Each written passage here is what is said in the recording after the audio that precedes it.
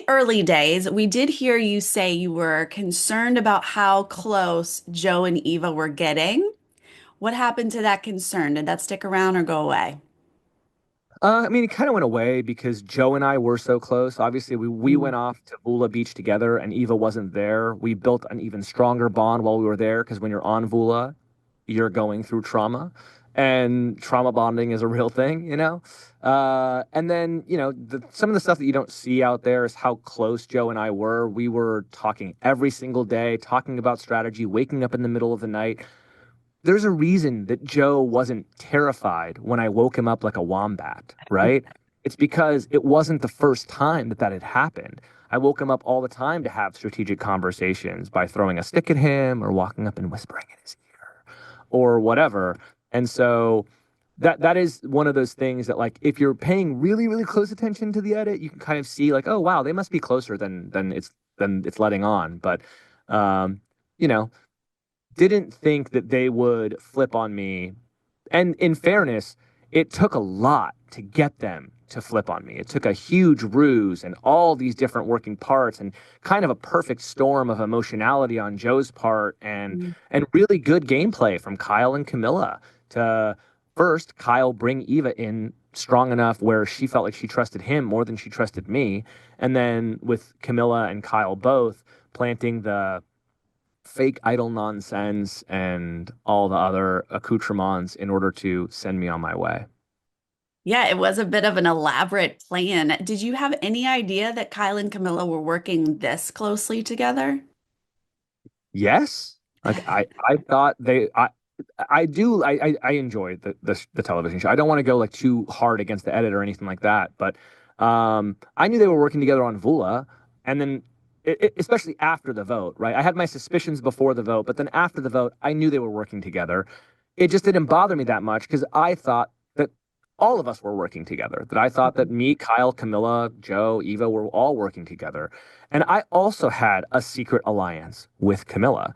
Her and I also had very quick conversations. And you see David getting paranoid about that. David gets paranoid about my relationship with Camilla. Well, that came from somewhere. We were working together.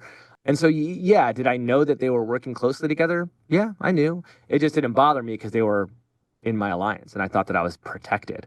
The thing that surprises me is that I wasn't protected. That was more of a surprise than I wanted it to be. So we're heading into the end game here, and we kind of hear you speaking like how strong of a game you're playing and that you're not really worried about Joe or Eva beating you. What was your plan here to win? I mean, I at that point, it wasn't just Joe or Eva that I felt like I could beat. I really did feel in my heart that I could win the game sitting next to any of them with what the jury looked like at the time. I don't think that I win America's vote to win the game, but I do think that I win the jury vote to win the game. One of the things that I was doing out there was making sure that even the people on the bottom felt like they had agency in the game and felt like they could come to me. Because if the bottom wanted to flip and make a move, I wanted them, I wanted it to have to go through me. And one of the things that Joe and I think Eva didn't do was, like you see the clip of Eva telling Mary, "You're on the bottom. I'm not going to work with you anymore." You see the clip when we get back from the Vula Tribal Council where Kyle plays his idol and sends Thomas home of me being like, "Good move, way to go," and Joe just being upset. Joe's just like, "I'm super mad." Okay, well, if that's the case, if I'm the conduit to flip on somebody, then great. I used that status to keep Joe and Eva and our alliance intact because I felt that my relationships with the people that were on the jury were stronger. And I felt that the perception was that I was the brains behind the operation. And you hear that perception come out of Star's mouth. Shauhin is the brains, Joe is the brawn, and Eva is the heart. And she's been saying it all along. Well, okay, who wins the game typically?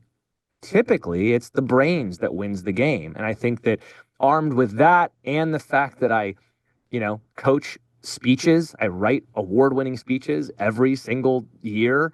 And okay, I think that I have a pretty good shot at articulating why my game and owning my game in a way that gives me a great shot. And now, we're left with, okay, there's a lot of people that can still win this game. There's an open canopy of people that can go to the end and win this thing. This conversation that you have with Kyle about taking out Joe or Eva, what is your strategy here? Is this real or are you setting up Kyle? I had a conversation with Kyle about voting out everybody. So it Mhm. wasn't just Eva or Joe, it was also me.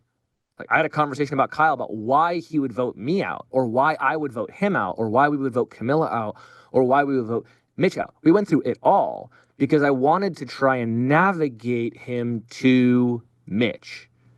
And in order to navigate him there, I thought, I want to control the narrative that's going on in your brain. I want you to at least hear the argument as to why you shouldn't vote me, why you shouldn't vote Joe, why you shouldn't vote Eva.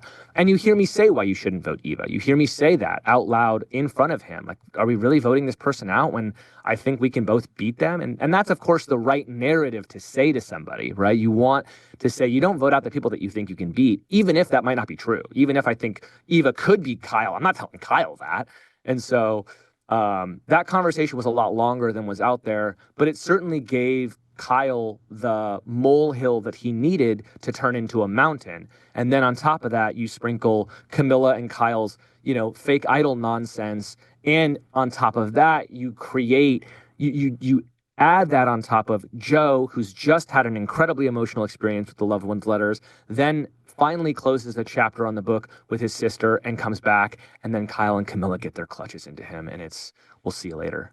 So going into this tribal, it Yeah. really is the Mitch vote for you. That's what you think is happening? Yeah. Yeah. Going into tribal, I think Mitch is going home. And Joe and I had a conversation that's not on air where I swore on my mom and swore on my brother that Mitch is going home. And I thought that would be enough for Joe. If Joe had any suspicions, he knows my connection with my mom. He knows my connection with my brother, especially. We talked a lot about that, and all that is gone. And I put it on everything. And so I thought that would be enough to convince Joe. And I think what that was enough to convince Joe that I was going to vote for Mitch and gave him the opportunity to vote me out. Mm. Okay, you talked about waking him up in the most creepy way that night Yeah. that Eva wanders off. Why didn't you follow Eva though? Thank you for asking this question because Eva is running down the beach, right? If I'm running behind her down the beach and she turns around for a split second, there's nowhere to hide on the beach. And what am I doing? Eva's in my alliance. I don't want to stop her from doing something if it's going to help my alliance. And on top of that, Eva's one of the most honest people in the game. So why am I going to bust up something that could ostensibly help me in the future? So instead, go back to camp and decide, do I want to flick the lights on when she gets back, like a parent sitting home waiting for their kid to come home at 3 o'clock in the morning? I could do that. Do I want to confront her and just her and wait for her and talk to her about it? Or do I want to wait and see?